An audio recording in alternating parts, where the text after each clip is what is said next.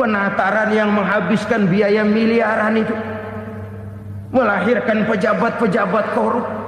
Hukum Boyle, atas neken paling bawah gepeng. Ya kita nih rakyat kecil, emang nasibnya gepeng-gepeng terus. Saudara-saudara kaum muslimin rahimakumullah, dari 5 penyebab bencana ini kita ambil kesimpulan untuk sebuah renungan dan introspeksi kita bersama.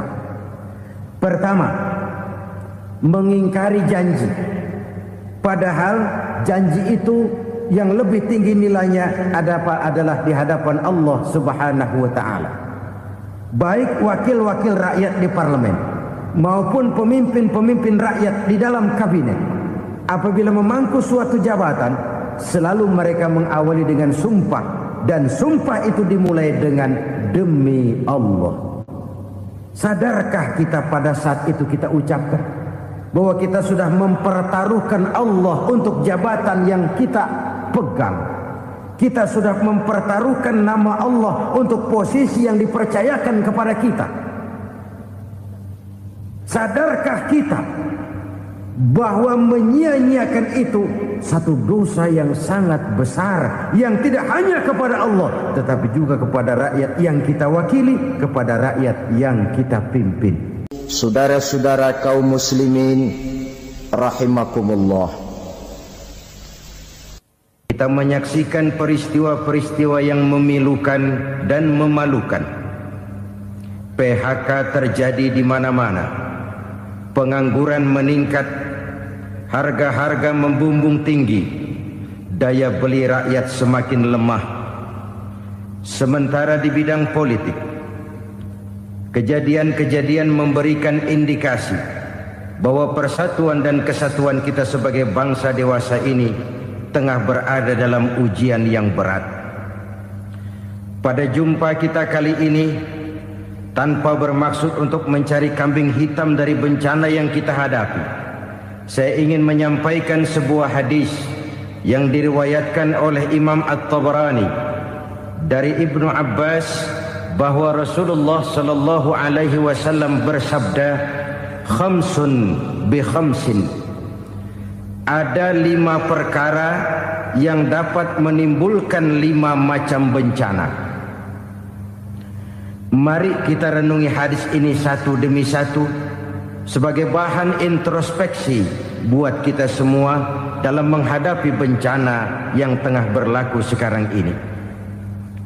Yang pertama, manaqasa qaumul ahda illa sullita alaihim aduwwuhum. Apabila suatu kaum sudah mengingkari janjinya, maka mereka pun akan dikuasai oleh musuh-musuh mereka. Sederhana saja nampak kalimat dalam hadis ini. Apabila orang sudah mengingkari janji, mereka akan dikuasai oleh musuh-musuh mereka sendiri.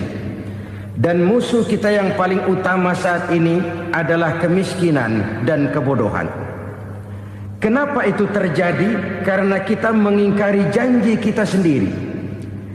Di saat awal-awal berdirinya Orde Baru, kita pernah berjanji untuk melaksanakan Pancasila dan Undang-Undang Dasar 45 secara murni dan konsekuen. Kita berjanji bahwa kita akan menegakkan pemerintah yang bersih dan berwibawa. Itu semua pada permulaannya. Waktu demi waktu berjalan, kita lupa dengan janji yang kita ucapkan itu. Ketuhanan yang Maha Esa kita ucapkan, tapi kesetanan yang luar biasa yang kita lakukan. Kemanusiaan yang adil dan beradab yang kita dengungkan, tetapi kemanusiaan zalim dan biadab yang kita praktekkan.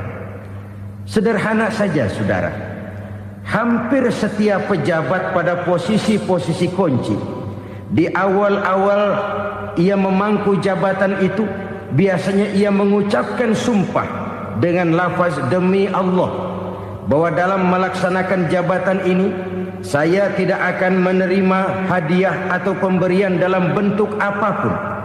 Itu pada permulaannya. Lama-lama rupanya hadiah itu asik juga, mulai diterima. Lama-lama dirasa kurang, mulai menagih. Dan akhirnya terjadilah praktek yang disebut suap menyuap, semir menyemir, dan lain sebagainya. Kalau ini sudah menjadi kenyataan, bagaimana kita mau menegakkan pemerintah yang bersih dan berwibawa? Undang-Undang Dasar 45 menyatakan bahwa bumi, air, dan seluruh kekayaan negara dikelola oleh negara bagi sebesar-besar kemakmuran rakyat. Yang terjadi adalah bahwa kita merasa mewakili rakyat untuk menikmati harta dan kekayaan negara, sehingga rakyat banyak tidak bisa ikut menikmatinya. Menumpuklah harta itu sehingga terjadilah pepatah, gunung ditimbun, sumur digali. Yang kaya semakin kaya, yang miskin semakin terpuruk. Kita ingkar dengan janji yang kita ucapkan di awal-awal kita bergerak. Kita ingkar dengan janji pada saat kita mengatakannya dengan menyebut nama Allah, dengan mempertaruhkan nama Tuhan. Sehingga pada akhirnya jabatan pun mengalami tender. Sudah menjadi rahasia umum. Orang mau jadi lurah mesti mengeluarkan uang. Mau jadi camat mesti mengeluarkan uang. Mau jadi wali kota, bupati, bahkan gubernur, itu ada pasarannya. Secara logika, kalau orang memperoleh satu jabatan karena banyak mengeluarkan uang, tentu pada saat ia mengeluarkan uang, ia sudah punya pemikiran, modal pasti pulang, modal pasti kembali. Kalau orang memperoleh suatu jabatan karena banyak mengeluarkan uang, maka langkah pertama yang dia lakukan setelah memangku jabatan itu ialah bagaimana uang bisa kembali, bagaimana modal bisa pulang. Kalau modal sudah pulang, pikiran berikutnya bagaimana supaya dapat untung. Lalu kapan mau bekerja untuk kepentingan rakyat? Itu nomor 18. Kemudian kalau ada proyek-proyek besar, pertanyaannya ialah bukan apakah proyek ini bermanfaat bagi rakyat, apakah proyek ini layak untuk diteruskan, tetapi yang jadi pertanyaan paling utama ialah bagian saya berapa duit dari proyek ini. Kita bisa lihat proyek, mega proyek lahan 1 juta hektar di Kalimantan Tengah, triliunan rupiah, dan proyek itu gagal. SD Impres bulan ini diresmikan, bulan depan retak. Jembatan-jembatan bulan ini gunting pita, bulan depan runtuh. Kita ingkar dengan janji. Kita berkata kita bekerja untuk kepentingan rakyat, tapi kita tidak pernah mengenal rakyat itu. Apabila suatu kaum sudah mulai mengingkari janji, maka mereka akan dikuasai oleh musuh-musuh mereka. Akibatnya tersusunlah barisan-barisan sakit hati yang makin lama makin menjadi bola salju, menggelinding membesar, dan kemudian terjadilah hal-hal yang tidak kita inginkan lagi. Apabila suatu kaum sudah mengingkari janji, maka mereka akan dikuasai oleh musuh-musuh mereka. Ini penyebab bencana yang pertama. Kita tidak konsekuen. Tadinya kita dengan lantang teriak-teriak berantas korupsi, ganyang korupsi. Pada waktu kita belum mendapat kesempatan. Setelah kita naik punya kesempatan, rupanya korupsi enak juga dirasa. Terjadi pergeseran nilai, orang luntur, kehilangan idealisme awal. Lalu untuk menghibur diri, menutup kesalahan, kita gunakanlah pepatah bahwa tidak ada gading yang tak retak, bahwa kita harus mikul dur mendem jero. Itu semua cuma sebagai dalih agar kesalahan kita tidak dibicarakan orang lain. Padahal kita sendiri yang mengingkari janji. Kita yang keluar dari komitmen awal kita. Kita berjanji melaksanakan Pancasila dan Undang-Undang Dasar 45 dengan murni dan konsekuen.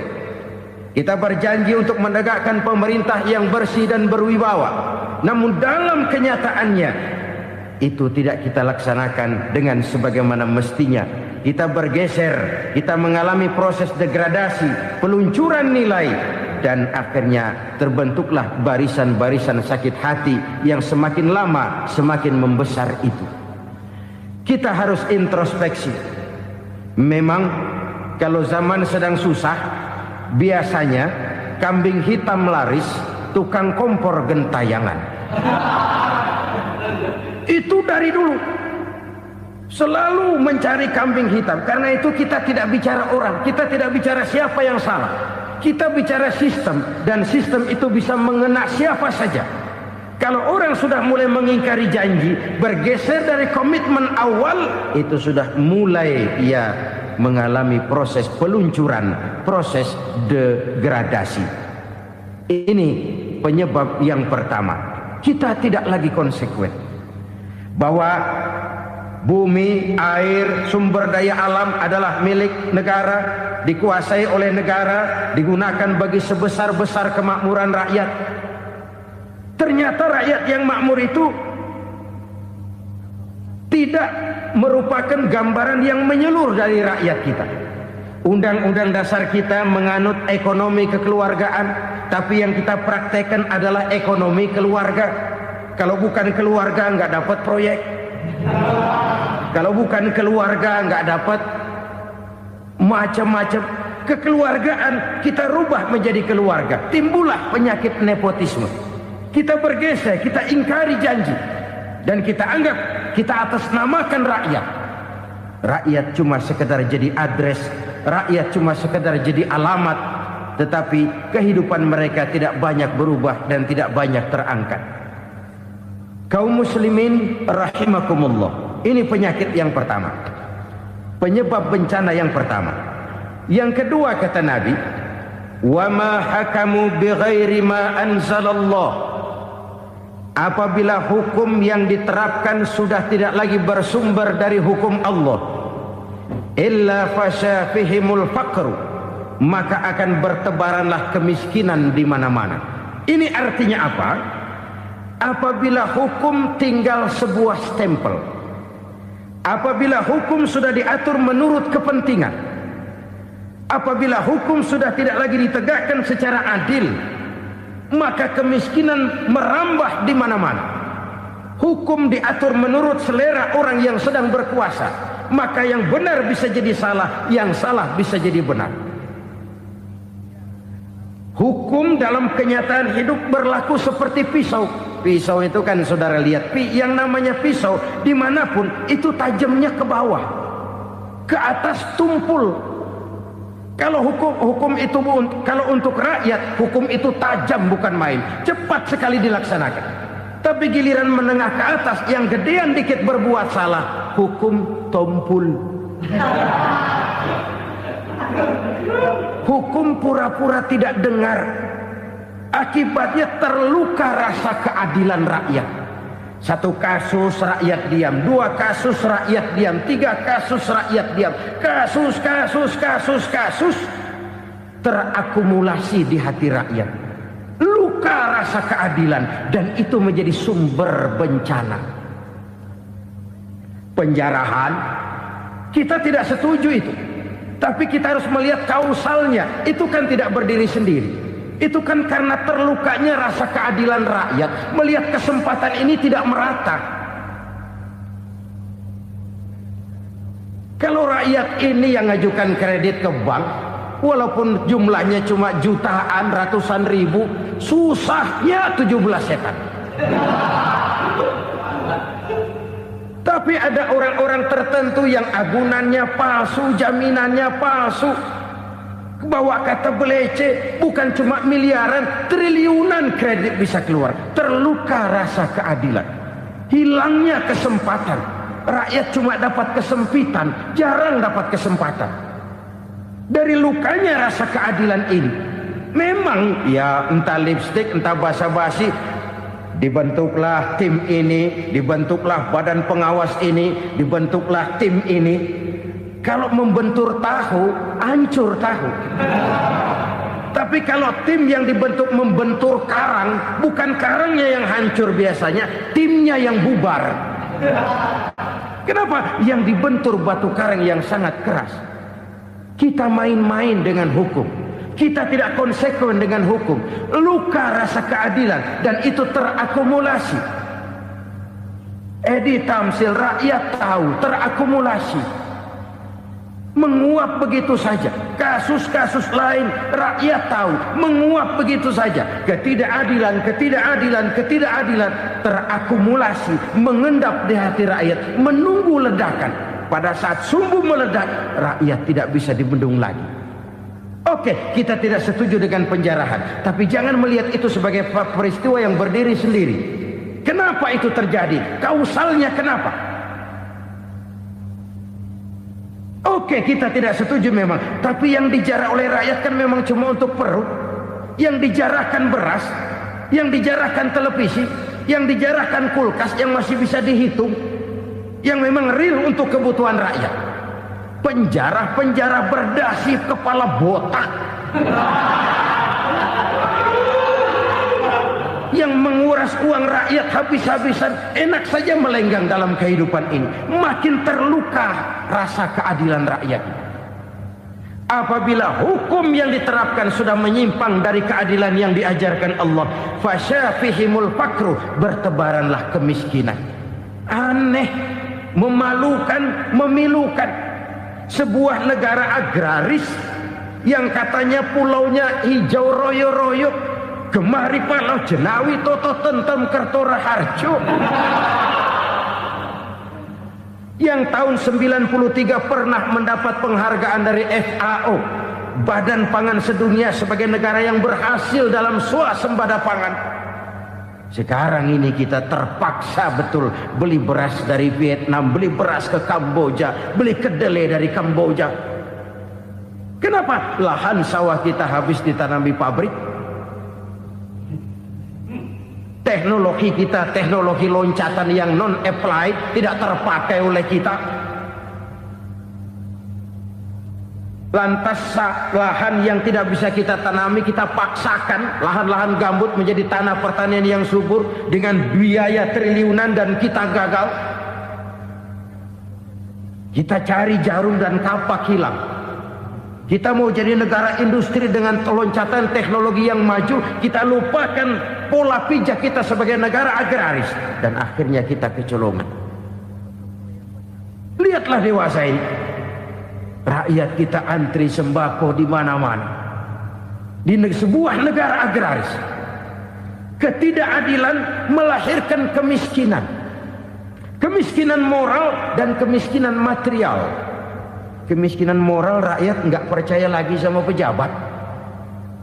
Rakyat mengalami krisis figur. Orang alah lu ngomong dah sama ember.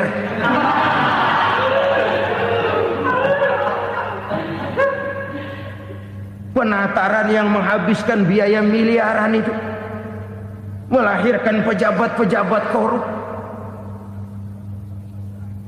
Pengawasan yang menghabiskan biaya miliaran itu ternyata impoten, mandul.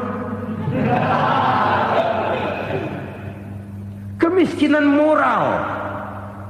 Jujur saya berkata, saudara-saudara, setelah pintu reformasi dibuka, itu yang masuk memang macam-macam. Ada yang memang punya tujuan murni, konsekuen dan punya konsep. Ada yang nunggu di tikungan. Begitu mobil lewat nyamber pintu, berangkat ikut reformasi.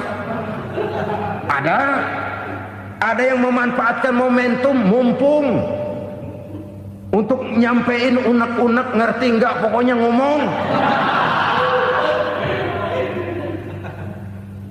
Sehingga keadaan semakin rancu, kebingungan semakin menjadi-jadi, masalah yang paling urgen tidak terselesaikan. Sekarang ini orang berpikir mendingan jadi pala ular daripada jadi buntut macan. Buntut macan memang hebat macan, tapi kalau buntutnya cuma ugel-ugel di belakang buat apa? Mendingan jadi pala ular, kecil juga nyaplok. Artinya ya biar kecil juga kalau punya partai kan gagah. Lalu rame-rame bikin partai kayak bikin arisan. Orang makin mengalami dislokasi. Semua mau jadi pahlawan, semua mau nomor satu, semua ngomong. Iya kalau bidangnya, kalau bukan makin rancu. Marilah lewat kesempatan ini saya mengajak kita untuk tahu diri. Biarkan politisi ngomong politik, biarkan ekonom menata ekonomi, biarkan praktisi bicara soal hukum, biarkan rakyat munajat, istighfar, mohon pertolongan Allah. Tahu diri kita. Kalau memang ayam, kukuruyuk aja dah. Kalau memang kucing, ayo ngeong. Kalau kambing, silahkan ngembe. Udah tahu ayam, ngeong bunyinya. Suaranya palas, orang nggak ngerti, bingung, makin menjadi-jadi. Ibarat kesebelasan sepak bola bangsa kita sekarang ini, rame-rame mau bikin gol, kiper ikut nyerang sekarang. Memilukan dan bahkan memalukan. Wa ma hakamu bighairi ma anzalallah illa fasyafihimul fakru. Kalau hukum yang diterapkan sudah menyimpang dari keadilan yang diajarkan Allah, bertebaranlah kemiskinan di mana-mana. Coba sekarang ini, yang punya duit bingung, apalagi yang kagak punya duit. Yang pengusaha gede ngeluh, apalagi yang pengusaha pas-pasan. Yang kagak punya beras, yang punya beras saja masih bingung, apalagi yang nggak punya beras. Ini sudah demikian merata.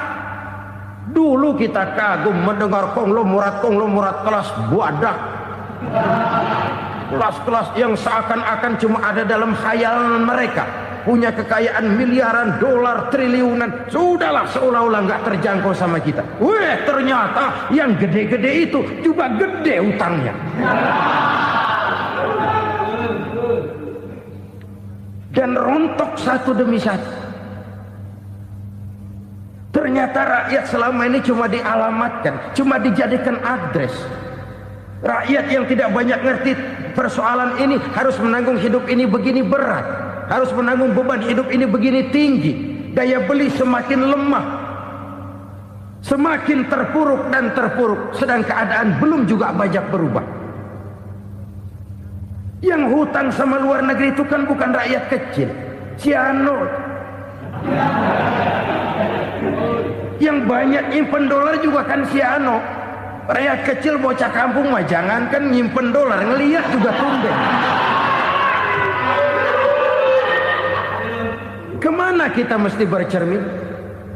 Sekali lagi saya mengatakan maaf, kita tidak bermaksud mencari kambing hitam. Karena itu kita tidak bicara orang, kita bicara sistem, kita bicara keadaan. Beginilah yang dikatakan Nabi, penyebab timbulnya bencana, hukum yang ditegakkan tidak lagi berorientasi kepada keadilan, tapi berorientasi kepada kepentingan. Akhirnya bentuk hukum seperti pisau, tajam ke bawah, tumpul ke atas. Hukum cuma buat rakyat kecil, tetapi kelompok menengah ke atas kadang-kadang kebal dari perlakuan hukum.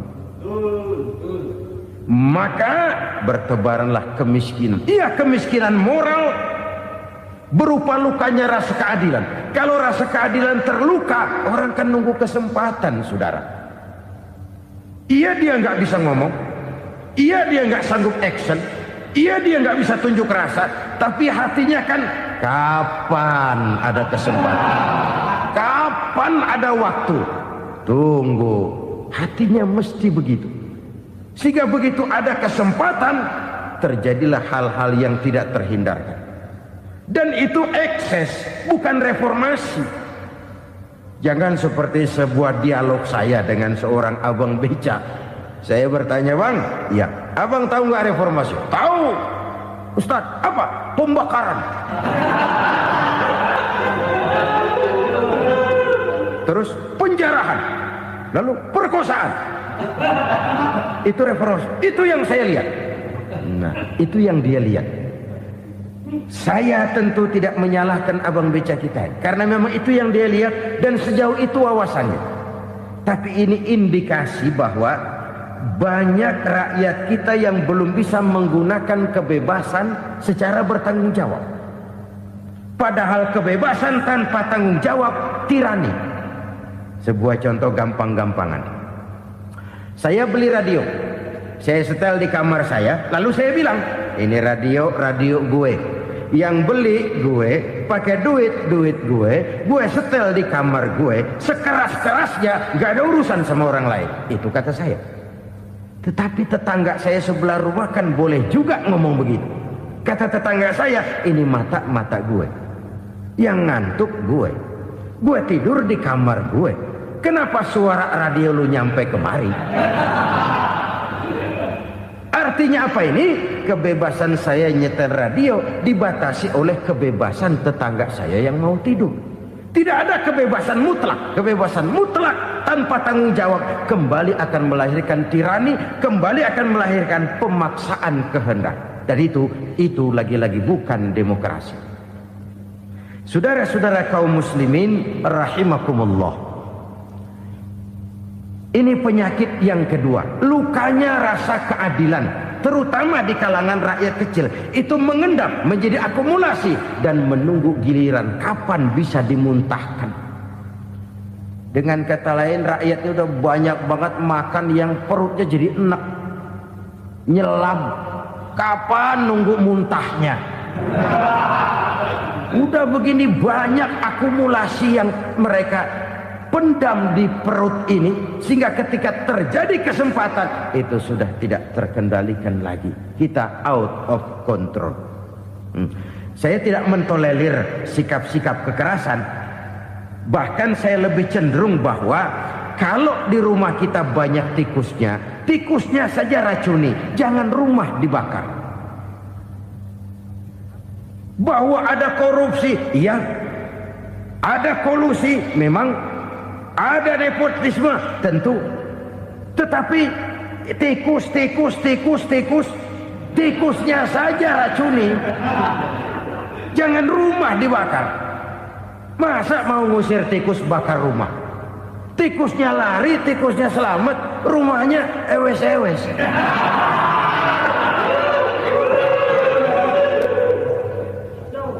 Tikus selamat, rumah nggak punya. Masalah nggak terselesaikan dengan sebagaimana yang kita harapkan. Kita sepakat ini negara hukum, dan di hadapan hukum semua manusia itu sama. Itu prinsip yang diajarkan Allah.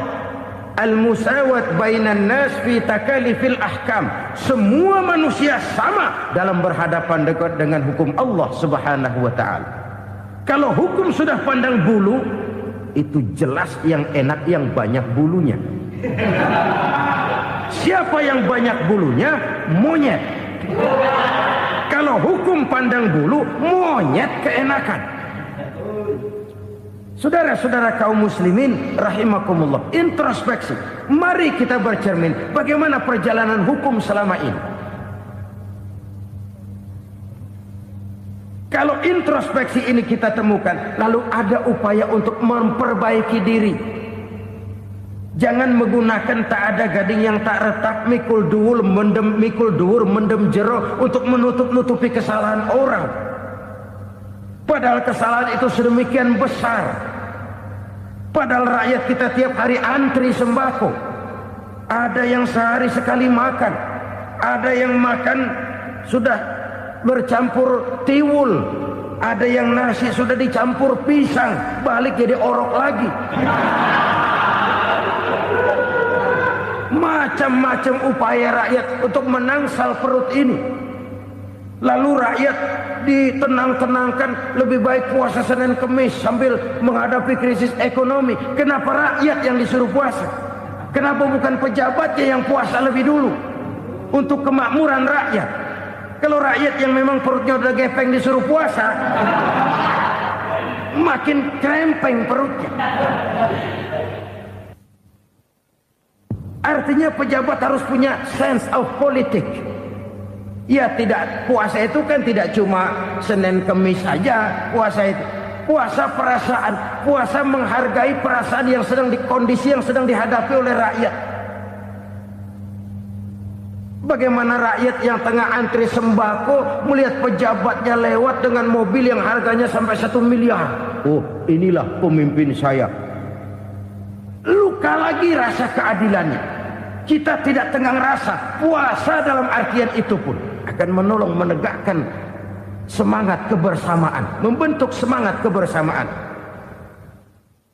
Saudara-saudara kaum muslimin rahimakumullah, penyebab bencana yang ketiga dikatakan oleh baginda Nabi, wala zaharat fihimul fahishatu illa fasha fihimul maut. Apabila kekejian telah merajalela, maka maut bertebaran di mana-mana. Kita renungi butir kalimat dalam hadis ini. Apabila kekejian telah merajalela, maut bertebaran di mana-mana. Begitu murah arti sebuah kehidupan. Penjarahan untuk hal-hal yang kecil tapi sampai mengorbankan nyawa. Apabila kekejian sudah terjadi di mana-mana, maut pun bertebaran. Maut dalam arti berpisah ruh dengan jasad, tapi juga maut dalam arti orang bisa mati karirnya, orang bisa mati usahanya, orang bisa mati kesempatannya karena perbuatan-perbuatan keji yang selama ini tidak terbendung. Lahirlah teori mafia. Siapa yang kuat dia yang berkuasa, siapa yang lemah dia menjadi mangsa. Proyek-proyek besar yang menang tender itu ya dari itu ke itu saja. Yang pengusaha-pengusaha tidak punya koleksi, koneksi, tidak bisa bayar komisi, dapat proyek tetelan. Ada dagingnya, dikit namanya juga tetelan. Dagingnya sudah habis disantap oleh meja.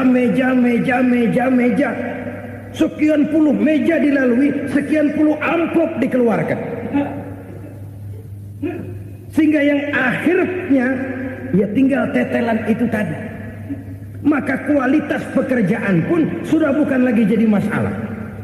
Demikianlah mafia-mafia ini bermunculan di mana-mana.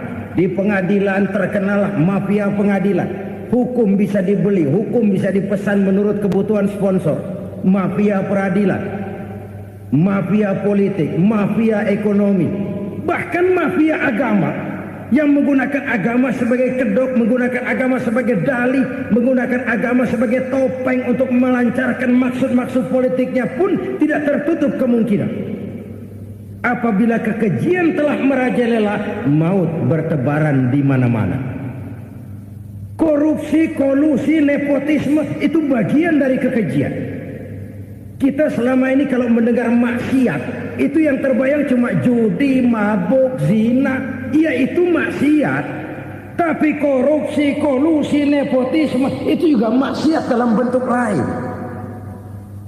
Kalau ini sudah bertebaran, maka maut terjadi di mana-mana. Jangan bayangkan cuma mati orangnya, itu sih kewajiban. Yang menyakitkan itu orangnya masih hidup tapi dibikin mati. Karirnya mati. Kenapa? Karena yang diperlukan bukan cuma orang pinter tapi orang taat. Biar pinter, kalau nggak taat minggir. Biar bodoh, kalau taat bisa nyenangin atasan, bisa nyemur. Kumaha juragan wae ayeuna mah. Itu yang kadang-kadang dapat penghargaan. Tidak ada prestasi kerja kecuali bikin senang orang di atas. Kita lihat di desa-desa jalan rusak. Kalau ada berita pejabat anak mau turun, jalan rata sekali. Sampai tanah dari mana aja dikeruk buat ngeratain tuh jalan. Pejabat pulang legok lagi jalanan. Katanya kita kerja buat rakyat, nyatanya kita cuma melayani atasnya. Kenapa? Terjadi lingkaran setan. Seperti kata lagu Dul Sumbang itu. Mahasiswa takut sama dosen, dosen takut sama dekan, dekan takut sama rektor, rektor takut sama menteri, menteri takut sama presiden, presiden takut sama mahasiswa. Lah muter balik lagi. Lingkaran setan.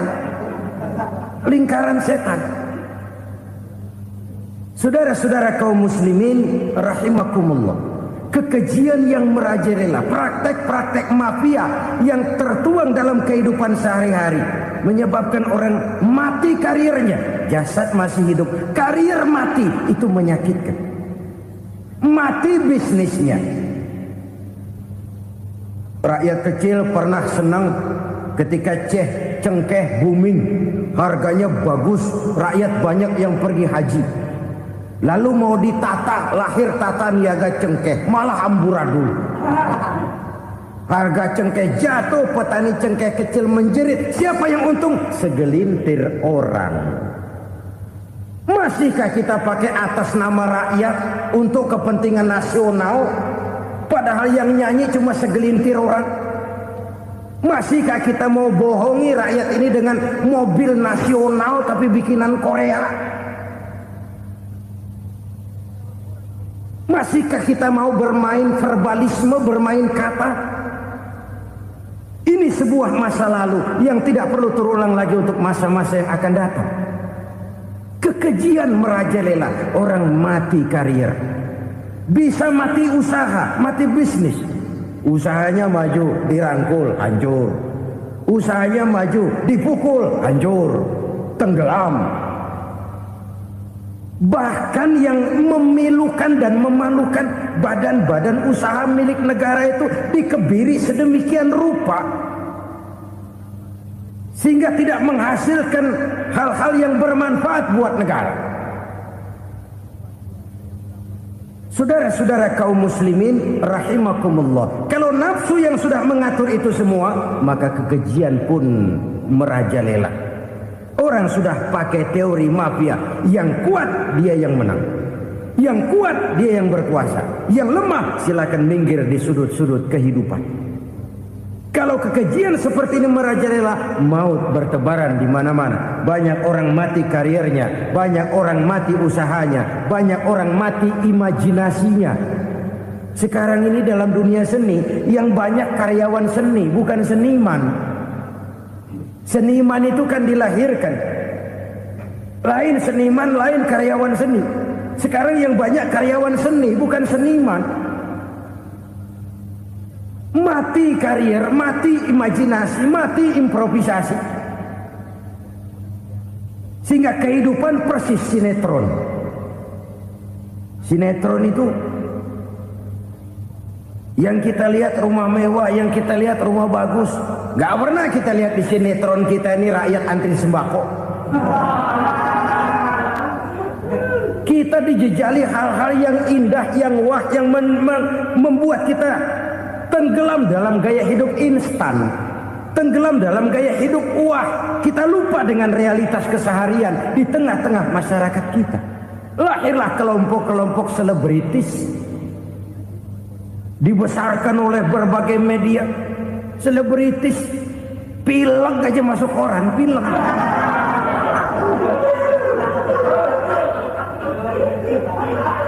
Rakyat yang pingsan antri beras nggak masuk koran.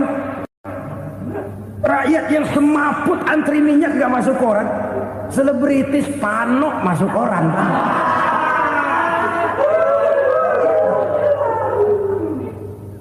Kita besarkan hal-hal kecil, kita kecilkan hal-hal besar. Kenapa? Kita mengejar oplah, kita profit oriented, tidak lagi berorientasi kepada realitas hidup yang kita hadapi ini. Kalau kekejian sudah merajalela kata Nabi, maka maut bertebaran di mana-mana. Maut dalam artian maut, coba lihat sekarang begitu murah nyawa. Karena 1000 perak orang mau nusuk bunuh. Karena beras seliter orang khilaf. Begitu murah kehidupan.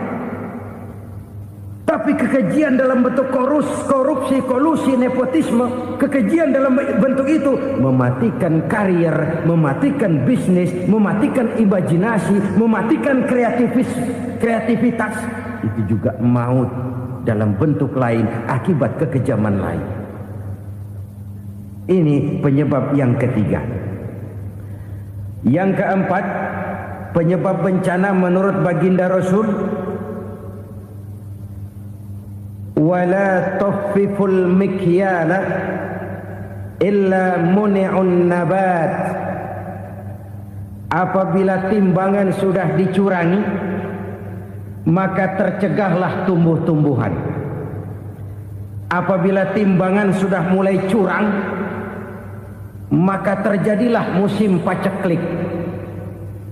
Apabila bisnis sudah bergaya mafia tadi itu, kecurangan-kecurangan terjadi, tender di balik pintu, yang dimenangkan cuma kelompok-kelompok yang bisa memberikan presentasi yang besar, muni'un nabat, terjadilah paceklik.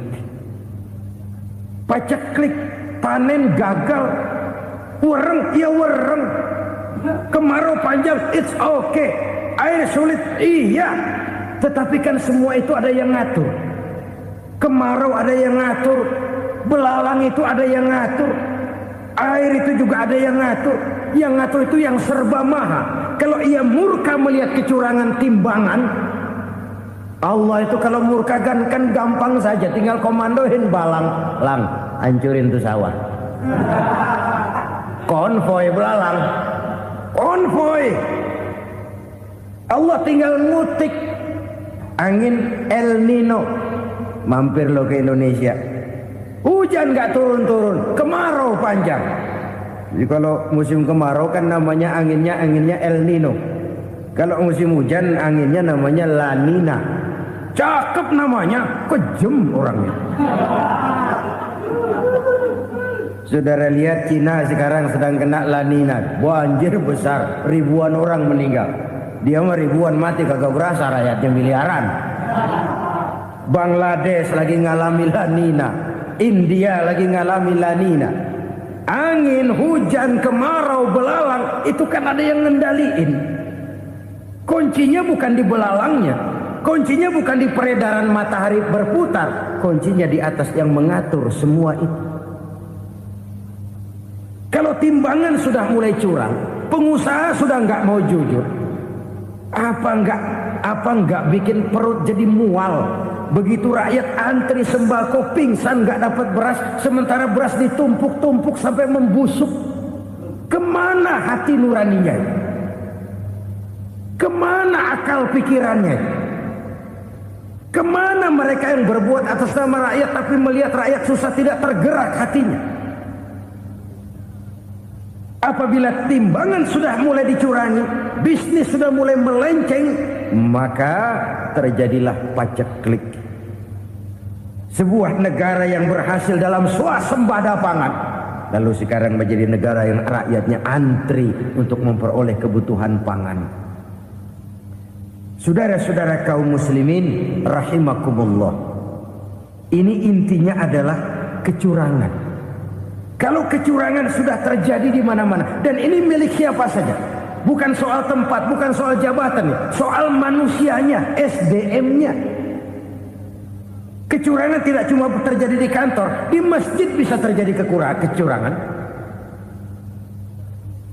Korupsi tidak hanya bisa terjadi di kantor, di madrasah bisa ada korupsi. Faktor manusianya, ini soal SDM.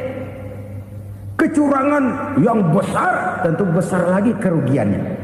Kecurangan yang kecil, kecurangan sehari-hari, pedagang-pedagang kecil ngurangi timbangan, barang yang buruk dikatakan baik, yang baik dikatakan buruk, itu merugikan perorangan. Kecurangan yang besar merugikan bangsa dalam bentuk total, dalam bentuk seutuhnya. Nah, kecurangan-kecurangan seperti ini rakyat kan lihat, rakyat kan tahu, dan itu kembali terakumulasi di sini, pegel.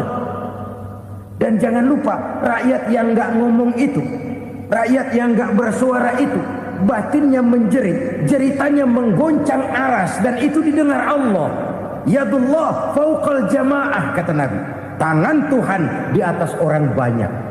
Jeritan hati rakyat menggoncang aras. Rakyat yang terlalu banyak dizolimi, rakyat yang terlalu banyak dirugikan, Ya rakyat yang terlalu banyak di atas namakan, menjerit batinnya, menggoncang aras, dan Allah bisa menggerakkan apa saja untuk membuat satu situasi. Allah bisa menggerakkan apa saja untuk membuat satu situasi. Saudara-saudara kaum muslimin rahimakumullah, ini faktor yang ketiga, timbulnya kecurangan. Faktor yang keempat maksud saya. Yang kelima, penyebab timbulnya bencana menurut baginda Nabi, wala muni'uz zakat wala muni'uz zakat illa hubbisa anhumul qatru. Apabila zakat enggan dibayar, maka tercegahlah qatrun. Qatrun ini kalau bahasa kita sembako. Maka tercegahlah kebutuhan-kebutuhan yang kita perlukan. Ini, kita tidak meragukan bahwa yang kita tuju adalah masyarakat yang adil dalam kemakmuran dan makmur dalam keadilan. Nah, antara kemakmuran dan keadilan ini memang sering tidak bisa berjalan seiring. Pada saat kemakmuran kita kejar, ekonomi kita pacu, ada nilai-nilai keadilan yang tertinggal. Pada saat nilai keadilan kita tegakkan benar-benar, ada unsur-unsur kemakmuran yang terabaikan. Oke, kita bisa mengatakan kasus. Oke, kita bisa mengatakan itu sebagian kecil. Tapi kalau sebagian kecil, lama-lama kan jadi sebagian besar. Oke, kita mengejar kemakmuran. Pertanyaannya, kemakmuran untuk siapa? Oke, kita berikan kelompok tertentu kue yang besar dengan harapan nanti dia bagiin kuenya kepada yang kecil-kecil. Tapi kenyataan, mereka yang dapat kue besar akhirnya malah lupa diri dan lupa daratan. Mau makin besar, malah memeras yang kecil-kecil ini. Sekarang kan yang kecil modali yang besar. Ramai-ramai buka bank, ternyata kamuflase. Uang banknya untuk kredit perusahaannya sendiri. Nasabahnya rakyat kecil. Artinya apa? Rakyat kecil disuruh modalin orang yang udah gede. Ini kan sumber geledek urusan.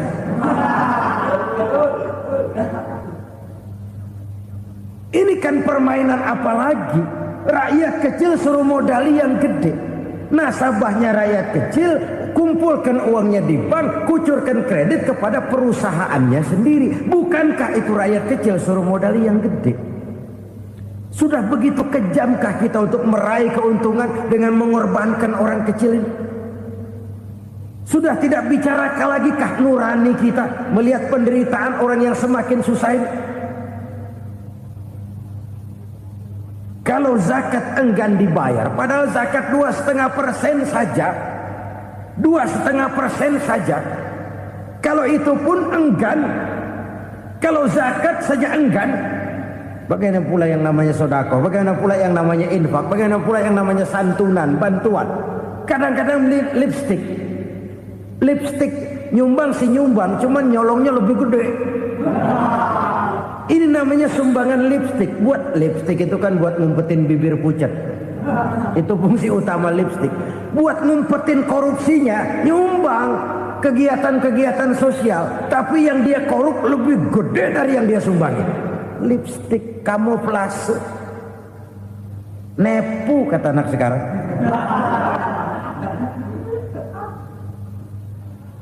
Saudara-saudara kaum muslimin rahimakumullah. Demikian berat kewajiban zakat ini sampai di zaman Sayyidina Abu Bakar pernah keluar komando perangi orang yang enggan membayar zakat. Perangi. Karena fungsi zakat adalah menjembatani antara si kaya dengan si miskin. Bahwa ada kemiskinan itu Qur'ani. Allah menyatakan, aku melebihkan rezeki sebagian kamu dari yang lain. Ini kan kesenjangan. Allah melebihkan rezeki sebagian kamu dari yang lain. Ada itu. Tetapi itu berjalan secara nature.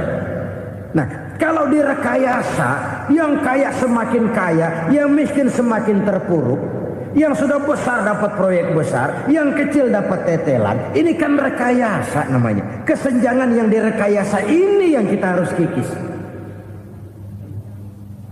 Nah, fungsi zakat menjembatani dari sisi sosial. Dari sisi pribadi, Nabi berpesan, zakku amwalakum biz zakat. Bersihkan hartamu dengan zakat. Sekarang ada istilah nyuci uang. Uang hasil korupsi itu bisa dicuci, dijadikan uang bersih. Bukan pakai rinso, bukan. Pakai politiknya koruptor, diolah sedemikian rupa sehingga jadi uang resmi. Sudah memutik, itu termasuk yang disebut kejahatan kerah putih, white collar crime, kejahatan kerah putih, kejahatan pakai dasi, kejahatan kelas kakap. Makanya orang mendingan goblok kagak bener daripada pinter kagak bener. Goblok kagak bener itu gampang ngurusinnya, pinter kagak bener ini yang berabe bener ngurusinnya.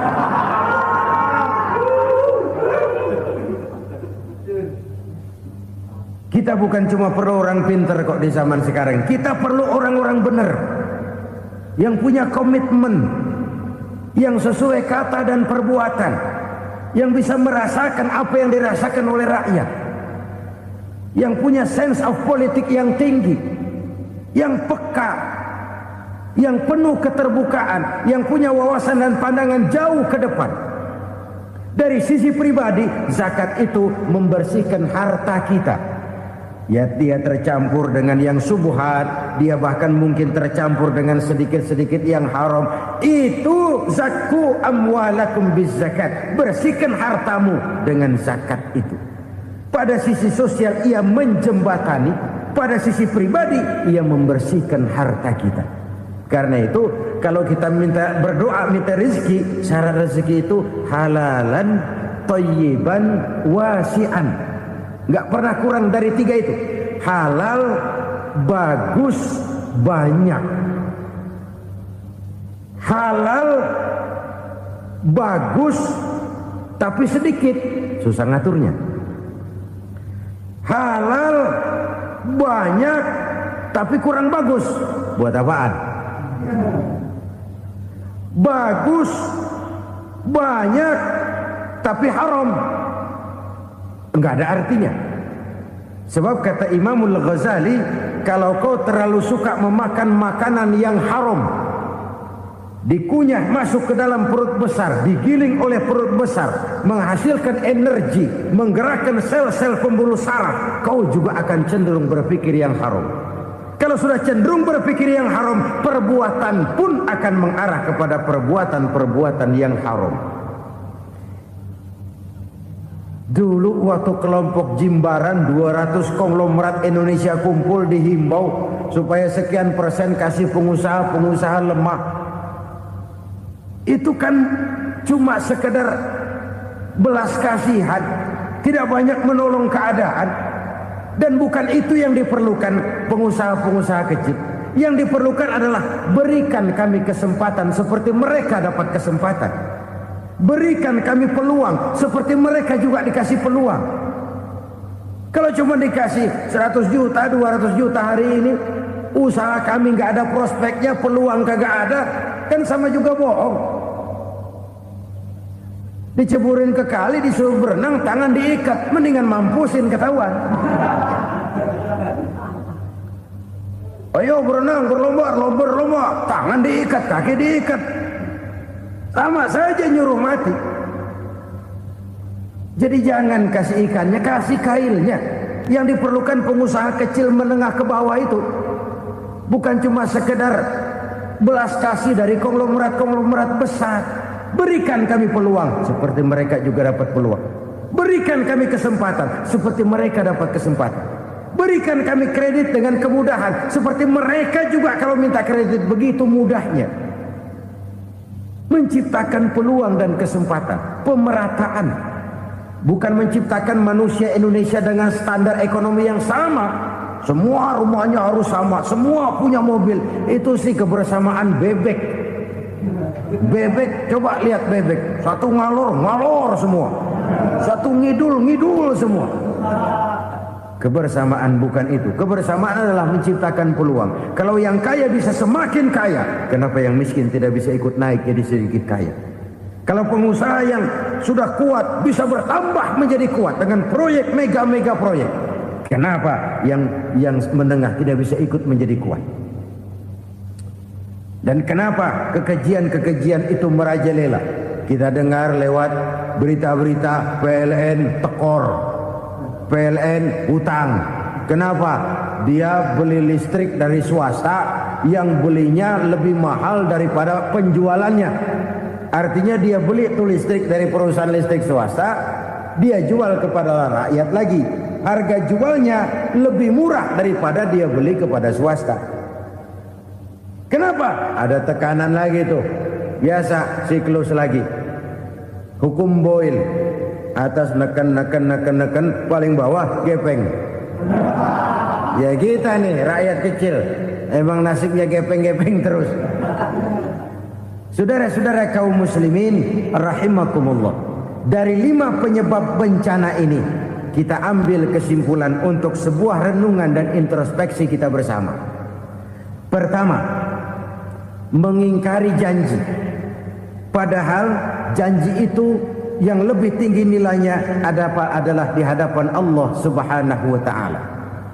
Baik wakil-wakil rakyat di parlemen maupun pemimpin-pemimpin rakyat di dalam kabinet, apabila memangku suatu jabatan, selalu mereka mengawali dengan sumpah, dan sumpah itu dimulai dengan demi Allah. Sadarkah kita pada saat itu kita ucapkan bahwa kita sudah mempertaruhkan Allah untuk jabatan yang kita pegang? Kita sudah mempertaruhkan nama Allah untuk posisi yang dipercayakan kepada kita. Sadarkah kita bahwa menyia-nyiakan itu satu dosa yang sangat besar, yang tidak hanya kepada Allah tetapi juga kepada rakyat yang kita wakili, kepada rakyat yang kita pimpin. Saudara-saudara kaum muslimin rahimakumullah, kita menyaksikan peristiwa-peristiwa yang memilukan dan memalukan. PHK terjadi di mana-mana, pengangguran meningkat, harga-harga membumbung tinggi, daya beli rakyat semakin lemah. Sementara di bidang politik, kejadian-kejadian memberikan indikasi bahwa persatuan dan kesatuan kita sebagai bangsa dewasa ini tengah berada dalam ujian yang berat. Pada jumpa kita kali ini, tanpa bermaksud untuk mencari kambing hitam dari bencana yang kita hadapi, saya ingin menyampaikan sebuah hadis yang diriwayatkan oleh Imam At-Tabarani dari Ibnu Abbas, bahwa Rasulullah sallallahu alaihi wasallam bersabda, khamsun bi khamsin, ada 5 perkara yang dapat menimbulkan 5 macam bencana. Mari kita renungi hadis ini satu demi satu sebagai bahan introspeksi buat kita semua dalam menghadapi bencana yang tengah berlaku sekarang ini. Yang pertama, manaqasa qaumul ahda illa sullita alaihim aduwwuhum. Apabila suatu kaum sudah mengingkari janjinya, maka mereka pun akan dikuasai oleh musuh-musuh mereka. Sederhana saja nampak kalimat dalam hadis ini. Apabila orang sudah mengingkari janji, mereka akan dikuasai oleh musuh-musuh mereka sendiri. Dan musuh kita yang paling utama saat ini adalah kemiskinan dan kebodohan. Kenapa itu terjadi? Karena kita mengingkari janji kita sendiri. Di saat awal-awal berdirinya Orde Baru, kita pernah berjanji untuk melaksanakan Pancasila dan Undang-Undang Dasar 45 secara murni dan konsekuen. Kita berjanji bahwa kita akan menegakkan pemerintah yang bersih dan berwibawa. Itu semua pada permulaannya. Waktu demi waktu berjalan, kita lupa dengan janji yang kita ucapkan itu. Ketuhanan yang Maha Esa kita ucapkan, tapi kesetanan yang luar biasa yang kita lakukan. Kemanusiaan yang adil dan beradab yang kita dengungkan, tetapi kemanusiaan zalim dan biadab yang kita praktekkan. Sederhana saja saudara, hampir setiap pejabat pada posisi-posisi kunci, di awal-awal ia memangku jabatan itu, biasanya ia mengucapkan sumpah dengan lafaz demi Allah, bahwa dalam melaksanakan jabatan ini saya tidak akan menerima hadiah atau pemberian dalam bentuk apapun. Itu pada permulaannya. Lama-lama rupanya hadiah itu asik juga, mulai diterima. Lama-lama dirasa kurang, mulai menagih. Dan akhirnya terjadilah praktek yang disebut suap menyuap, semir menyemir, dan lain sebagainya. Kalau ini sudah menjadi kenyataan, bagaimana kita mau menegakkan pemerintah yang bersih dan berwibawa? Undang-Undang Dasar 45 menyatakan bahwa bumi, air, dan seluruh kekayaan negara dikelola oleh negara bagi sebesar-besar kemakmuran rakyat. Yang terjadi adalah bahwa kita merasa mewakili rakyat untuk menikmati harta dan kekayaan negara, sehingga rakyat banyak tidak bisa ikut menikmatinya. Menumpuklah harta itu sehingga terjadilah pepatah, gunung ditimbun, sumur digali. Yang kaya semakin kaya, yang miskin semakin terpuruk. Kita ingkar dengan janji yang kita ucapkan di awal-awal kita bergerak. Kita ingkar dengan janji pada saat kita mengatakannya dengan menyebut nama Allah, dengan mempertaruhkan nama Tuhan.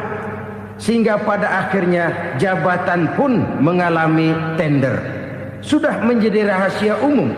Orang mau jadi lurah mesti mengeluarkan uang. Mau jadi camat mesti mengeluarkan uang. Mau jadi wali kota, bupati, bahkan gubernur, itu ada pasarannya. Secara logika, kalau orang memperoleh satu jabatan karena banyak mengeluarkan uang, tentu pada saat ia mengeluarkan uang, ia sudah punya pemikiran, modal pasti pulang, modal pasti kembali.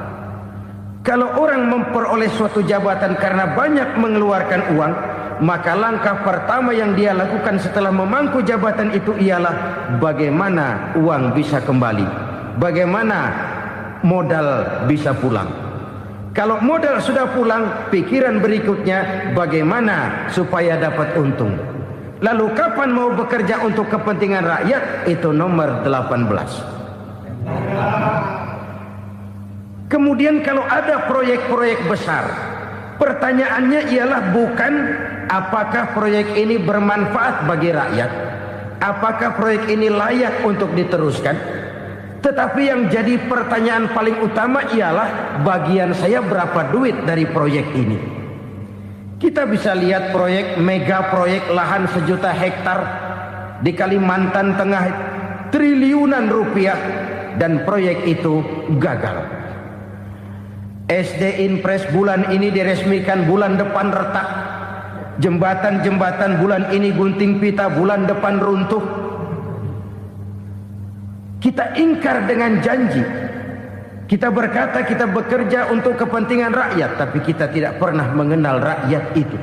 Apabila suatu kaum sudah mulai mengingkari janji, maka mereka akan dikuasai oleh musuh-musuh mereka. Akibatnya tersusunlah barisan-barisan sakit hati yang makin lama makin menjadi bola salju, menggelinding membesar, dan kemudian terjadilah hal-hal yang tidak kita inginkan lagi. Apabila suatu kaum sudah mengingkari janji, maka mereka akan dikuasai oleh musuh-musuh mereka. Ini penyebab bencana yang pertama. Kita tidak konsekuen. Tadinya kita dengan lantang teriak-teriak berantas korupsi, ganyang korupsi. Pada waktu kita belum mendapat kesempatan. Setelah kita naik punya kesempatan, rupanya korupsi enak juga dirasa. Terjadi pergeseran nilai, orang luntur, kehilangan idealisme awal. Lalu untuk menghibur-hibur diri, menutup-nutup kesalahan, kita gunakanlah pepatah bahwa tidak ada gading yang tak retak, bahwa kita harus mikul dur mendem jero. Itu semua cuma sebagai dalih agar kesalahan kita tidak dibicarakan orang lain. Padahal kita sendiri yang mengingkari janji. Kita yang keluar dari komitmen awal kita. Kita berjanji melaksanakan Pancasila dan Undang-Undang Dasar 45 dengan murni dan konsekuen. Kita berjanji untuk menegakkan pemerintah yang bersih dan berwibawa. Namun dalam kenyataannya itu tidak kita laksanakan dengan sebagaimana mestinya. Kita bergeser, kita mengalami proses degradasi, peluncuran nilai, dan akhirnya terbentuklah barisan-barisan sakit hati yang semakin lama semakin membesar itu. Kita harus introspeksi. Memang kalau zaman sedang susah, biasanya kambing hitam laris, tukang kompor gentayangan. Itu dari dulu selalu mencari kambing hitam. Karena itu kita tidak bicara orang, kita tidak bicara siapa yang salah, kita bicara sistem. Dan sistem itu bisa mengena siapa saja. Kalau orang sudah mulai mengingkari janji, bergeser dari komitmen awal, itu sudah mulai ia mengalami proses peluncuran, proses degradasi. Ini penyebab yang pertama. Kita tidak lagi konsekuen bahwa bumi, air, sumber daya alam adalah milik negara, dikuasai oleh negara, digunakan bagi sebesar-besar kemakmuran rakyat. Ternyata rakyat yang makmur itu tidak merupakan gambaran yang menyeluruh dari rakyat kita. Undang-undang dasar kita menganut ekonomi kekeluargaan, tapi yang kita praktekkan adalah ekonomi keluarga. Kalau bukan keluarga nggak dapat proyek. Kalau bukan keluarga nggak dapat macam-macam. Kekeluargaan kita rubah menjadi keluarga. Timbullah penyakit nepotisme. Kita bergeser, kita ingkari janji, dan kita anggap kita atasnamakan rakyat. Rakyat cuma sekedar jadi address, rakyat cuma sekedar jadi alamat, tetapi kehidupan mereka tidak banyak berubah dan tidak banyak terangkat.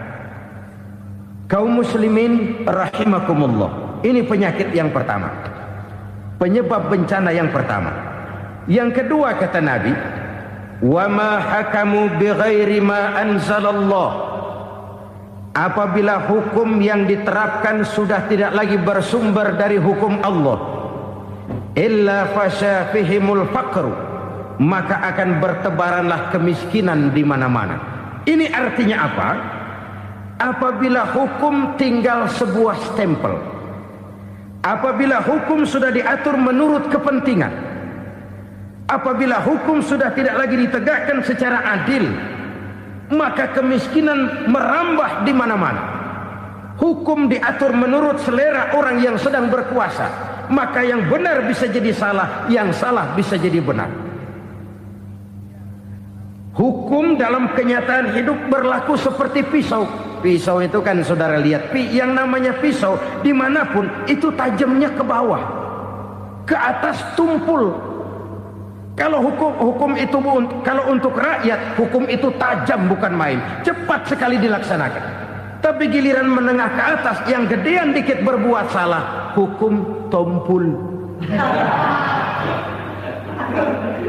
Hukum pura-pura tidak dengar. Akibatnya terluka rasa keadilan rakyat. Satu kasus rakyat diam, dua kasus rakyat diam, tiga kasus rakyat diam, kasus terakumulasi di hati rakyat. Luka rasa keadilan, dan itu menjadi sumber bencana. Penjarahan, kita tidak setuju itu, tapi kita harus melihat kausalnya. Itu kan tidak berdiri sendiri. Itu kan karena terlukanya rasa keadilan rakyat, melihat kesempatan ini tidak merata. Kalau rakyat ini yang ngajukan kredit ke bank, Walaupun jumlahnya cuma jutaan, ratusan ribu, susahnya 17 setan. Tapi ada orang-orang tertentu yang agunannya palsu, jaminannya palsu, bawa kata belece, bukan cuma miliaran, triliunan kredit bisa keluar. Terluka rasa keadilan, hilangnya kesempatan. Rakyat cuma dapat kesempitan, jarang dapat kesempatan. Dari lukanya rasa keadilan ini, memang ya entah lipstik, entah basa-basi, dibentuklah tim ini, dibentuklah badan pengawas ini, dibentuklah tim ini. Kalau membentur tahu, hancur tahu. Tapi kalau tim yang dibentuk membentur karang, bukan karangnya yang hancur biasanya, timnya yang bubar. Kenapa? Yang dibentur batu karang yang sangat keras. Kita main-main dengan hukum, kita tidak konsekuen dengan hukum. Luka rasa keadilan, dan itu terakumulasi. Edi Tamsil, rakyat tahu, terakumulasi, menguap begitu saja. Kasus-kasus lain rakyat tahu, menguap begitu saja. Ketidakadilan, ketidakadilan, ketidakadilan terakumulasi, mengendap di hati rakyat, menunggu ledakan. Pada saat sumbu meledak, rakyat tidak bisa dibendung lagi. Oke, kita tidak setuju dengan penjarahan, tapi jangan melihat itu sebagai peristiwa yang berdiri sendiri. Kenapa itu terjadi? Kausalnya kenapa? Oke, kita tidak setuju memang, tapi yang dijarah oleh rakyat kan memang cuma untuk perut. Yang dijarahkan beras, yang dijarahkan televisi, yang dijarahkan kulkas yang masih bisa dihitung, yang memang real untuk kebutuhan rakyat. Penjara-penjara berdasi kepala botak yang menguras uang rakyat habis-habisan, enak saja melenggang dalam kehidupan ini. Makin terluka rasa keadilan rakyat. Apabila hukum yang diterapkan sudah menyimpang dari keadilan yang diajarkan Allah, fasyafihimul fakru, bertebaranlah kemiskinan. Aneh, memalukan, memilukan. Sebuah negara agraris yang katanya pulaunya hijau royo-royo, Gemah Ripalau, Jenawi, Toto, Tentem, Kertora, Harjo, yang tahun 93 pernah mendapat penghargaan dari FAO, Badan Pangan Sedunia, sebagai negara yang berhasil dalam swasembada pangan. Sekarang ini kita terpaksa betul beli beras dari Vietnam, beli beras ke Kamboja, beli kedelai dari Kamboja. Kenapa? Lahan sawah kita habis ditanami pabrik. Teknologi kita, teknologi loncatan yang non-applied, tidak terpakai oleh kita. Lantas lahan yang tidak bisa kita tanami, kita paksakan lahan-lahan gambut menjadi tanah pertanian yang subur dengan biaya triliunan, dan kita gagal. Kita cari jarum dan kapak hilang. Kita mau jadi negara industri dengan loncatan teknologi yang maju, kita lupakan pola pijak kita sebagai negara agraris, dan akhirnya kita kecolongan. Lihatlah dewasa ini. Rakyat kita antri sembako di mana-mana. Di sebuah negara agraris, ketidakadilan melahirkan kemiskinan. Kemiskinan moral dan kemiskinan material. Kemiskinan moral, rakyat nggak percaya lagi sama pejabat.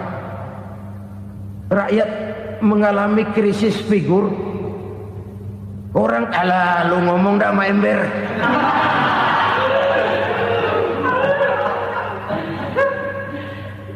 Penataran yang menghabiskan biaya miliaran itu melahirkan pejabat-pejabat korup. Pengawasan yang menghabiskan biaya miliaran itu ternyata impoten, mandul. Kemiskinan moral.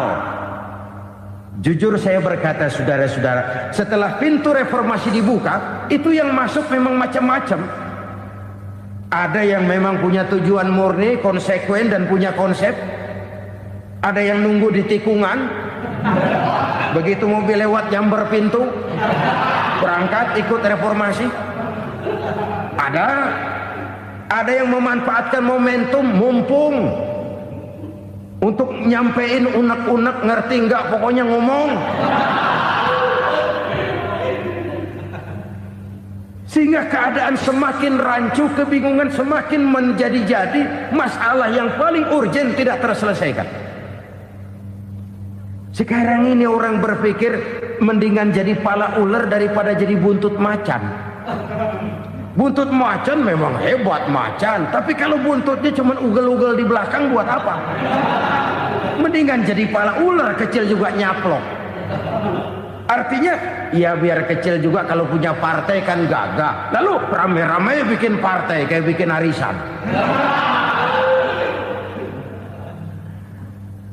Orang makin mengalami dislokasi. Semua mau jadi pahlawan, semua mau nomor satu, semua ngomong. Iya kalau bidangnya, kalau bukan makin rancu. Marilah lewat kesempatan ini saya mengajak kita untuk tahu diri. Biarkan politisi ngomong politik, biarkan ekonom menata ekonomi, biarkan praktisi bicara soal hukum, biarkan rakyat munajat, istighfar, mohon pertolongan Allah. Tahu diri kita. Kalau memang ayam, kukuruyuk aja dah. Kalau memang kucing, ayo ngeong. Kalau kambing, silahkan ngembe. Udah tahu ayam, ngeong bunyinya.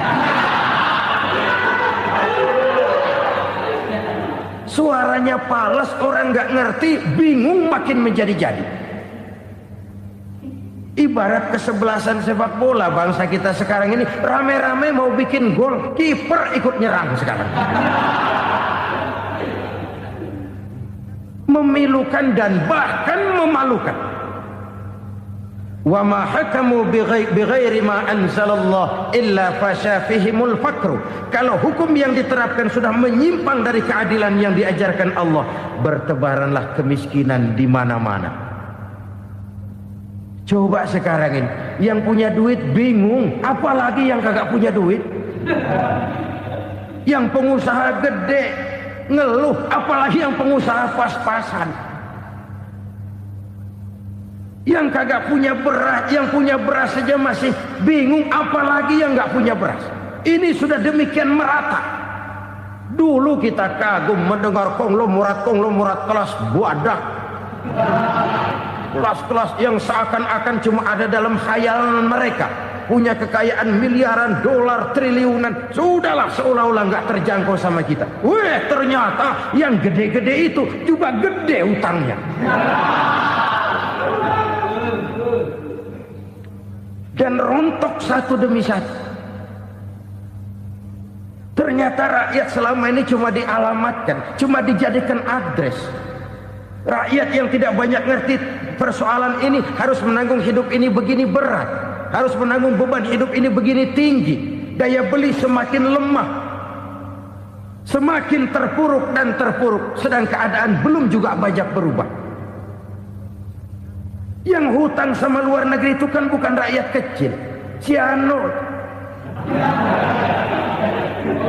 Yang banyak nyimpen dolar juga kan Ciano. Rakyat kecil bocah kampung mah jangankan nyimpen dolar, ngelihat juga tumben. Kemana kita mesti bercermin? Sekali lagi saya mengatakan maaf, kita tidak bermaksud mencari kambing hitam. Karena itu kita tidak bicara orang, kita bicara sistem, kita bicara keadaan. Beginilah yang dikatakan Nabi, penyebab timbulnya bencana, hukum yang ditegakkan tidak lagi berorientasi kepada keadilan, tapi berorientasi kepada kepentingan. Akhirnya bentuk hukum seperti pisau, tajam ke bawah, tumpul ke atas. Hukum cuma buat rakyat kecil, tetapi kelompok menengah ke atas kadang-kadang kebal dari perlakuan hukum. Maka bertebaranlah kemiskinan. Iya, kemiskinan moral berupa lukanya rasa keadilan. Kalau rasa keadilan terluka, orang kan nunggu kesempatan, saudara. Iya, dia nggak bisa ngomong. Iya, dia nggak sanggup action. Iya, dia nggak bisa tunjuk rasa, tapi hatinya kan kapan ada kesempatan, kapan ada waktu. Tunggu, hatinya mesti begitu. Sehingga begitu ada kesempatan, terjadilah hal-hal yang tidak terhindarkan. Dan itu ekses, bukan reformasi. Jangan seperti sebuah dialog saya dengan seorang abang beca. Saya bertanya, bang, ya, abang tahu nggak reformasi? Tahu. Ustaz, apa? Pembakaran. Terus penjarahan. Lalu perkosaan. Itu reformasi. Itu yang saya lihat. Nah, itu yang dia lihat. Saya tentu tidak menyalahkan abang beca kita, karena memang itu yang dia lihat dan sejauh itu wawasannya. Tapi ini indikasi bahwa banyak rakyat kita yang belum bisa menggunakan kebebasan secara bertanggung jawab. Padahal kebebasan tanpa tanggung jawab tirani. Sebuah contoh gampang-gampangan. Saya beli radio, saya setel di kamar saya, lalu saya bilang, ini radio gue. Yang beli gue, pakai duit gue setel di kamar gue, sekeras-kerasnya, gak ada urusan sama orang lain. Itu kata saya. Tetapi tetangga saya sebelah rumah kan boleh juga ngomong begitu. Kata tetangga saya, ini mata gue, yang ngantuk gue tidur di kamar gue. Kenapa suara radio lu nyampe kemari? Artinya apa ini? Kebebasan saya nyetel radio dibatasi oleh kebebasan tetangga saya yang mau tidur. Tidak ada kebebasan mutlak. Kebebasan mutlak tanpa tanggung jawab kembali akan melahirkan tirani, kembali akan melahirkan pemaksaan kehendak. Dan itu lagi-lagi bukan demokrasi. Saudara-saudara kaum muslimin rahimakumullah. Ini penyakit yang kedua, lukanya rasa keadilan, terutama di kalangan rakyat kecil. Itu mengendap menjadi akumulasi dan menunggu giliran kapan bisa dimuntahkan. Dengan kata lain, rakyatnya udah banyak banget makan yang perutnya jadi enak, nyelam. Kapan nunggu muntahnya? Udah begini banyak akumulasi yang mereka pendam di perut ini, sehingga ketika terjadi kesempatan itu sudah tidak terkendalikan lagi. Kita out of control. Saya tidak mentolerir sikap-sikap kekerasan. Bahkan saya lebih cenderung bahwa kalau di rumah kita banyak tikusnya saja racuni, jangan rumah dibakar. Bahwa ada korupsi, iya. Ada kolusi, memang. Ada nepotisme, tentu. Tetapi tikusnya saja racuni. Jangan rumah dibakar. Masa mau ngusir tikus bakar rumah?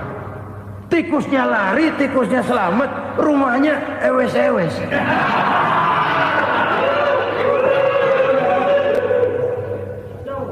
Tikus selamat, rumah nggak punya. Masalah nggak terselesaikan dengan sebagaimana yang kita harapkan. Kita sepakat ini negara hukum, dan di hadapan hukum semua manusia itu sama. Itu prinsip yang diajarkan Allah.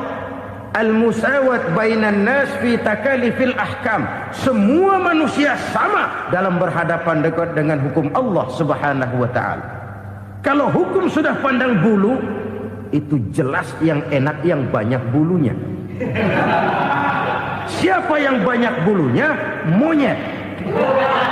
Kalau hukum pandang bulu, monyet keenakan. Saudara-saudara kaum muslimin rahimakumullah, introspeksi. Mari kita bercermin bagaimana perjalanan hukum selama ini. Kalau introspeksi ini kita temukan, lalu ada upaya untuk memperbaiki diri. Jangan menggunakan tak ada gading yang tak retak, mikul duwur mendem jero untuk menutup-nutupi kesalahan orang. Padahal kesalahan itu sedemikian besar. Padahal rakyat kita tiap hari antri sembako. Ada yang sehari sekali makan, ada yang makan sudah bercampur tiwul, ada yang nasi sudah dicampur pisang, balik jadi orok lagi. macam-macam upaya rakyat untuk menangsal perut ini. Lalu rakyat ditenang-tenangkan, lebih baik puasa Senin Kemis sambil menghadapi krisis ekonomi. Kenapa rakyat yang disuruh puasa? Kenapa bukan pejabatnya yang puasa lebih dulu untuk kemakmuran rakyat? Kalau rakyat yang memang perutnya udah gepeng disuruh puasa, makin krempeng perutnya. Artinya pejabat harus punya sense of politik. Ya, tidak, puasa itu kan tidak cuma Senin Kemis saja puasa itu. Puasa perasaan, puasa menghargai perasaan yang sedang kondisi yang sedang dihadapi oleh rakyat.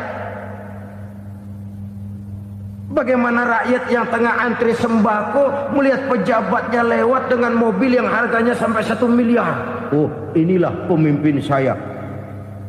Luka lagi rasa keadilannya. Kita tidak tenggang rasa. Puasa dalam artian itu pun akan menolong menegakkan semangat kebersamaan, membentuk semangat kebersamaan.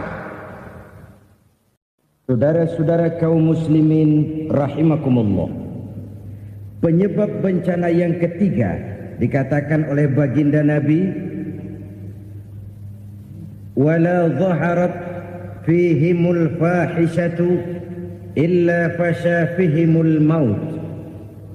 Apabila kekejian telah merajalela, maka maut bertebaran di mana-mana. Kita renungi butir kalimat dalam hadis ini. Apabila kekejian telah merajalela, maut bertebaran di mana-mana.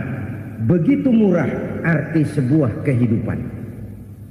Penjarahan untuk hal-hal yang kecil tapi sampai mengorbankan nyawa. Apabila kekejian sudah terjadi di mana-mana, maut pun bertebaran. Maut dalam arti berpisah ruh dengan jasad, tapi juga maut dalam arti orang bisa mati karirnya, orang bisa mati usahanya, orang bisa mati kesempatannya karena perbuatan-perbuatan keji yang selama ini tidak terbendung. Lahirlah teori mafia. Siapa yang kuat dia yang berkuasa, siapa yang lemah dia menjadi mangsa. Proyek-proyek besar yang menang tender itu ya dari itu ke itu saja.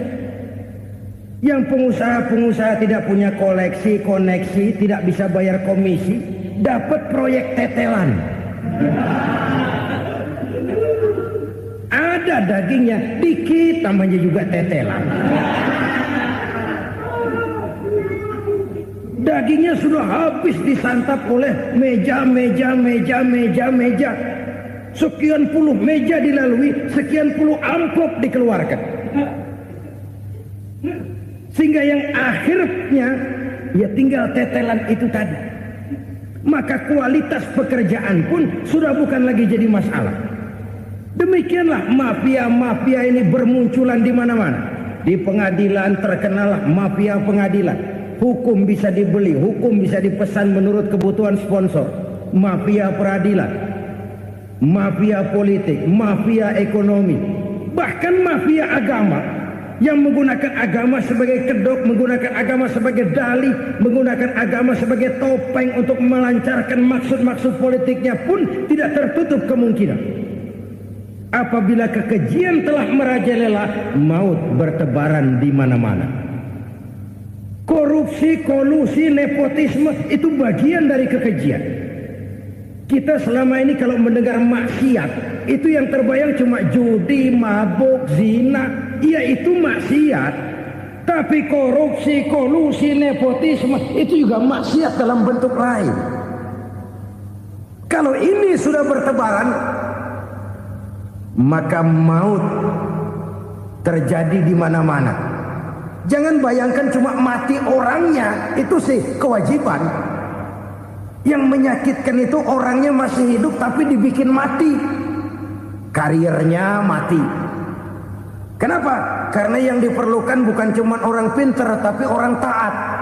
Biar pinter, kalau nggak taat minggir.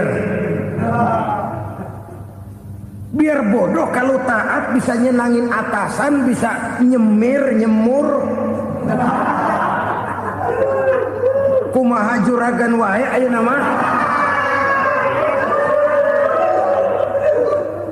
Itu yang kadang-kadang dapat penghargaan. Tidak ada prestasi kerja kecuali bikin senang orang di atas. Kita lihat di desa-desa jalan rusak.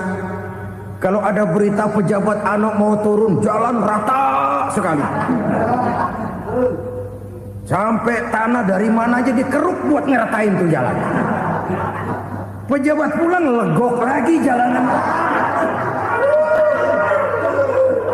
Katanya kita kerja buat rakyat, nyatanya kita cuma melayani atasnya.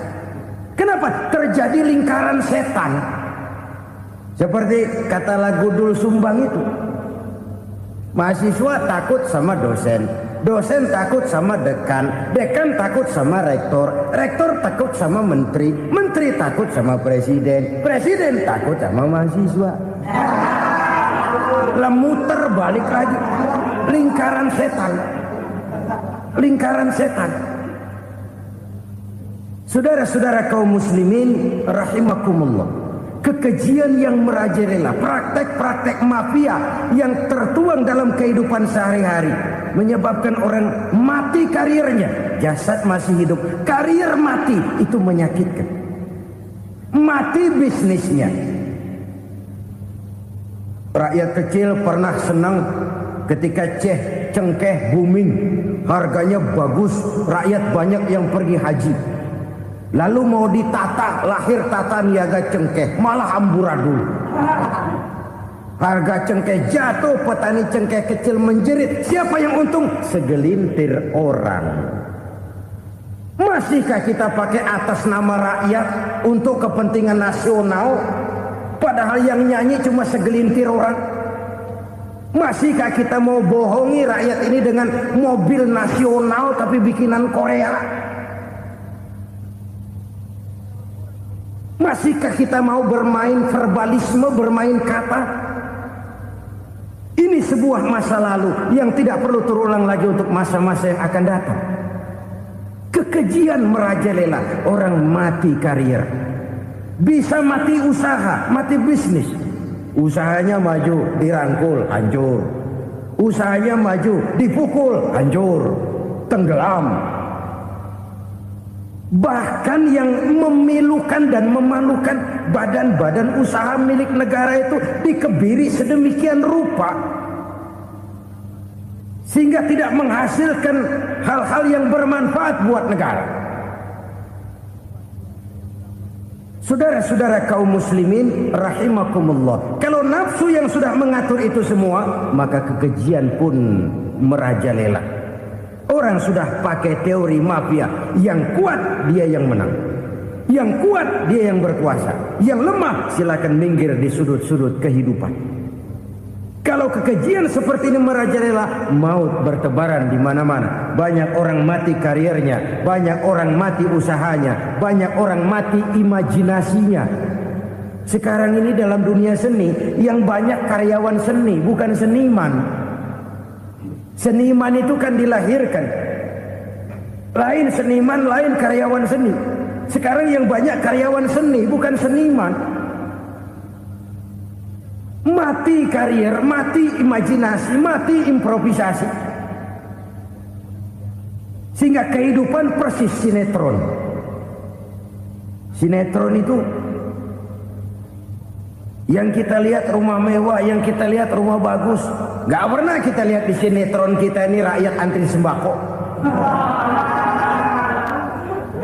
Kita dijejali hal-hal yang indah, yang wah, yang membuat kita tenggelam dalam gaya hidup instan, tenggelam dalam gaya hidup wah. Kita lupa dengan realitas keseharian di tengah-tengah masyarakat kita. Lahirlah kelompok-kelompok selebritis, dibesarkan oleh berbagai media. Selebritis pilek aja masuk koran, pilek.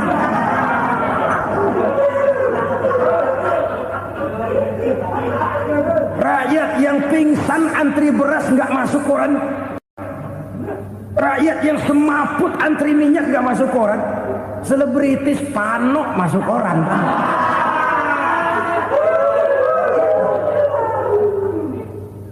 Kita besarkan hal-hal kecil, kita kecilkan hal-hal besar.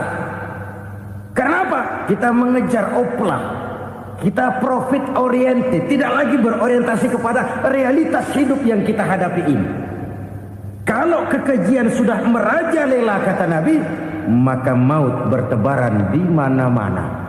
Maut dalam artian maut, coba lihat sekarang begitu murah nyawa. Karena 1000 perak orang mau nusuk bunuh. Karena beras seliter orang khilaf, begitu murah kehidupan. Tapi kekejian dalam bentuk korupsi, kolusi, nepotisme, kekejian dalam bentuk itu mematikan karier, mematikan bisnis, mematikan imajinasi, mematikan kreativitas. Itu juga maut dalam bentuk lain akibat kekejaman lain. Ini penyebab yang ketiga. Yang keempat, penyebab bencana menurut baginda Rasul, wala tuffiful mikyala illa muni'un nabat. Apabila timbangan sudah dicurangi, maka tercegahlah tumbuh-tumbuhan. Apabila timbangan sudah mulai curang, maka terjadilah musim paceklik. Apabila bisnis sudah bergaya mafia tadi itu, kecurangan-kecurangan terjadi, tender di balik pintu, yang dimenangkan cuma kelompok-kelompok yang bisa memberikan presentasi yang besar, muni'un nabat, terjadilah paceklik. Paceklik, panen gagal, wereng ya wereng, kemarau panjang, it's okay, air sulit, iya. Tetapi kan semua itu ada yang ngatur.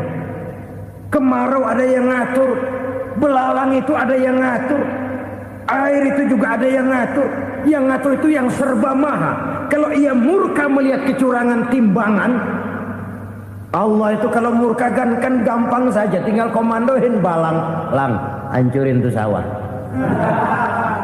Konvoy belalang, konvoy. Allah tinggal ngutik angin El Nino, mampir lo ke Indonesia. Hujan gak turun-turun, kemarau panjang. Jadi kalau musim kemarau kan namanya anginnya El Nino. Kalau musim hujan anginnya namanya La Nina. Cakep namanya, kejem orangnya. Saudara lihat Cina sekarang sedang kena La Nina, banjir besar, ribuan orang meninggal. Dia mah ribuan mati kagak berasa, rakyatnya miliaran. Bangladesh lagi ngalami La Nina, India lagi ngalami La Nina. Angin, hujan, kemarau, belalang, itu kan ada yang ngendaliin. Kuncinya bukan di belalangnya, kuncinya bukan di peredaran matahari berputar, kuncinya di atas yang mengatur semua itu. Kalau timbangan sudah mulai curang, pengusaha sudah nggak mau jujur, apa nggak bikin perut jadi mual. Begitu rakyat antri sembako pingsan nggak dapat beras, sementara beras ditumpuk-tumpuk sampai membusuk. Kemana hati nuraninya? Kemana akal pikirannya? Kemana mereka yang berbuat atas nama rakyat tapi melihat rakyat susah tidak tergerak hatinya? Apabila timbangan sudah mulai dicurangi, bisnis sudah mulai melenceng, maka terjadilah paceklik. Sebuah negara yang berhasil dalam swasembada pangan, lalu sekarang menjadi negara yang rakyatnya antri untuk memperoleh kebutuhan pangan. Saudara-saudara kaum muslimin rahimakumullah, ini intinya adalah kecurangan. Kalau kecurangan sudah terjadi di mana-mana, dan ini milik siapa saja, bukan soal tempat, bukan soal jabatan, soal manusianya, SDM-nya. Kecurangan tidak cuma terjadi di kantor, di masjid bisa terjadi kecurangan. Korupsi tidak hanya bisa terjadi di kantor, di madrasah bisa ada korupsi. Faktor manusianya, ini soal SDM. Kecurangan yang besar tentu besar lagi kerugiannya. Kecurangan yang kecil, kecurangan sehari-hari, pedagang-pedagang kecil ngurangi timbangan, barang yang buruk dikatakan baik, yang baik dikatakan buruk. Itu merugikan perorangan. Kecurangan yang besar merugikan bangsa dalam bentuk total, dalam bentuk seutuhnya. Nah, kecurangan-kecurangan seperti ini rakyat kan lihat, rakyat kan tahu, dan itu kembali terakumulasi di sini, pegel.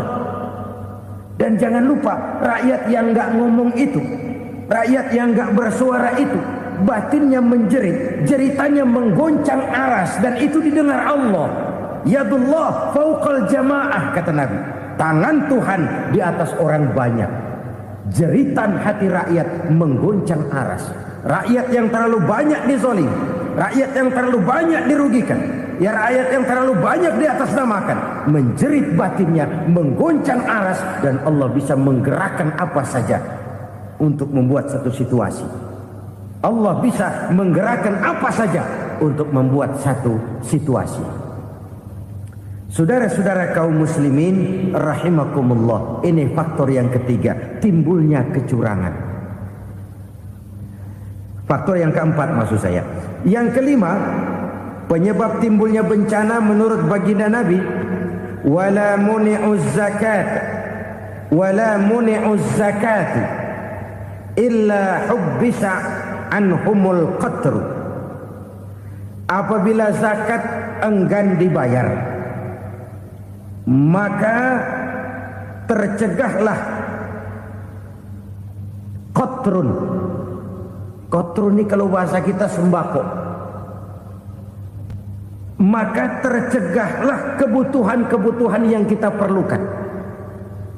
Ini, kita tidak meragukan bahwa yang kita tuju adalah masyarakat yang adil dalam kemakmuran dan makmur dalam keadilan.